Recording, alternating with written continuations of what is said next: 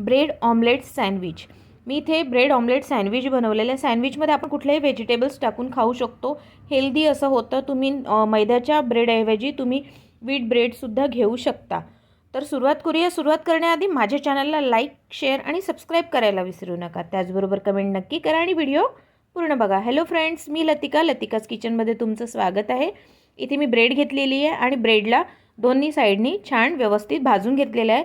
तुम्ही टोस्टरमध्ये टोस्टसुद्धा करू शकता। आता मी अंड्याचं बॅटर बनवते आहे। त्यात घेते मी मीडियम साईजचा एक कांदा बारीक चिरलेला, त्याचबरोबर एक टोमॅटो त्यालाही मी बारीक चिरून घेतलेला आहे।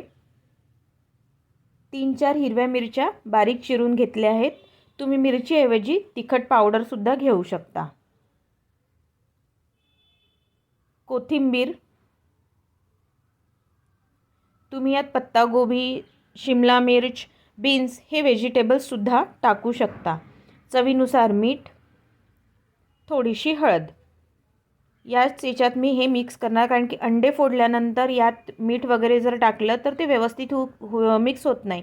एका साईडला जास्त मीठ असतं, एका साईडला कमी, म्हणून मी आधीच सगळ्या व्हेजिटेबल्समध्ये मीठ हळद टाकून मिक्स करून घेते। त्यानंतर मग त्यात अंडे टाकणार। इथे मी 4 अंडे घेतलेले आहेत। 5 जणांना पुरेल एवढं याचे ऑमलेट बनतात। तर याला छान व्यवस्थित फेटून घ्यायचं। त्याचबरोबर माझ्या चॅनलवर वेगवेगळ्या रेसिपीज अवेलेबल आहे, नक्की व्हिजिट करा आणि नक्की बघा आणि कमेंट करायला विसरू नका की तुम्हाला कुठली रेसिपी आवडली। मी ज्या तव्यावरती ब्रेड शेकली होती त्याच तव्यावरती तेल घालून घेते आणि त्याला छान स्प्रेड करून घेते।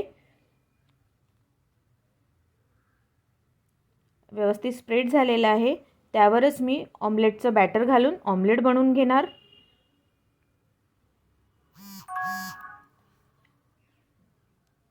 बघा, असं व्यवस्थित पसरवून घ्यायचं। मी इथे चमच्याने पसरवते आहे। तुम्ही तव्याला पण बघा, मी सांगते असं तव्याला फिरवून पण तुम्ही करू शकता।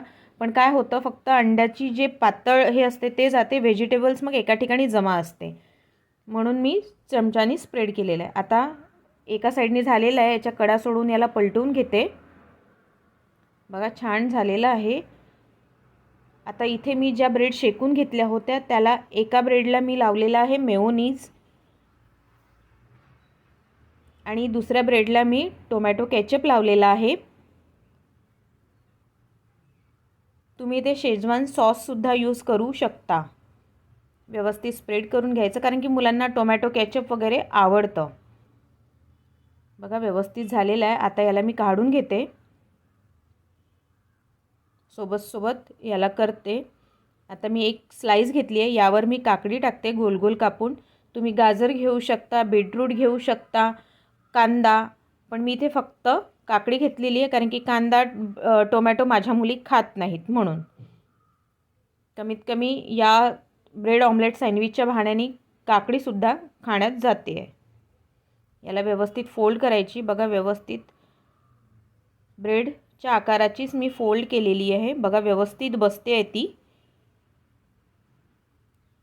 आता दुसरी ब्रेड याच्यावरती ठेवून देणार। आपलं ब्रेड ऑमलेट सँडविच अगदी झटपट असं रेडी आहे।